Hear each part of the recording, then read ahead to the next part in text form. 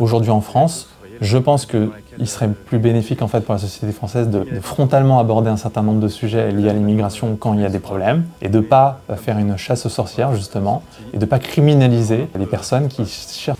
Salut à tous, vous voyez là je suis dans la ville dans laquelle j'ai grandi, 10 000 habitants je crois, et depuis quelques années maintenant tous les soirs on est comme ça, voilà, à la sortie, on se demande un peu ce qui se passe, mais en gros t'as des réfugiés afghans qui traînent. Voilà. Dans une vidéo publiée la semaine dernière sur TikTok, le militant identitaire Jean-Eudes Gana, condamné en 2023 pour diffamation envers un élu local, a dénoncé la présence de migrants afghans près d'un supermarché de campagne. Mis en examen pour incitation à la haine raciale, il a été placé sous contrôle judiciaire et sera jugé en mai prochain. Le racisme, lui, se caractérise par une idéologie postulant une hiérarchie des races et une hostilité violente envers un groupe humain. Cette situation répond-elle, selon vous, à la définition du racisme ? Dans cette vidéo, il n'y a pas grand-chose réellement de problématique d'un point de vue du racisme.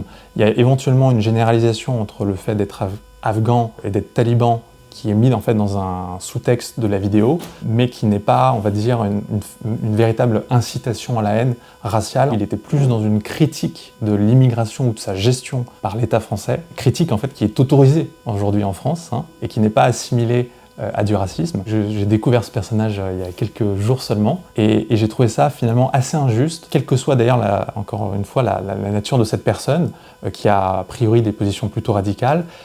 Si vous voulez, le fond du sujet, c'est pas tellement la personne, c'est plutôt la vidéo, les propos qui ont pu être tenus. Et ces propos, en fait, auraient pu être tenus, il me semble, par n'importe quelle personne en fait en France.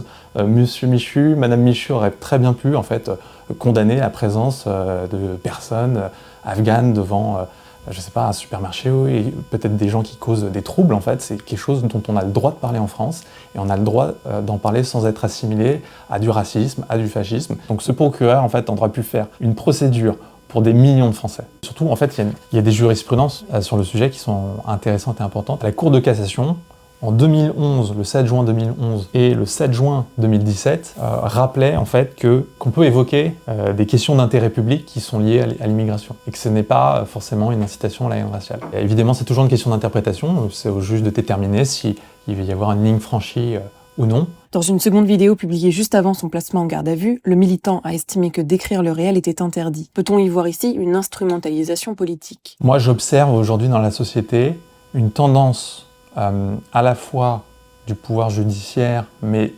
aussi et surtout peut-être même des associations antiracistes, à vouloir criminaliser la question de l'immigration, ou en tout cas sa critique. Des associations antiracistes vont faire passer des gens qui s'inquiètent peut-être pour leur quotidien pour des racistes, et vont finalement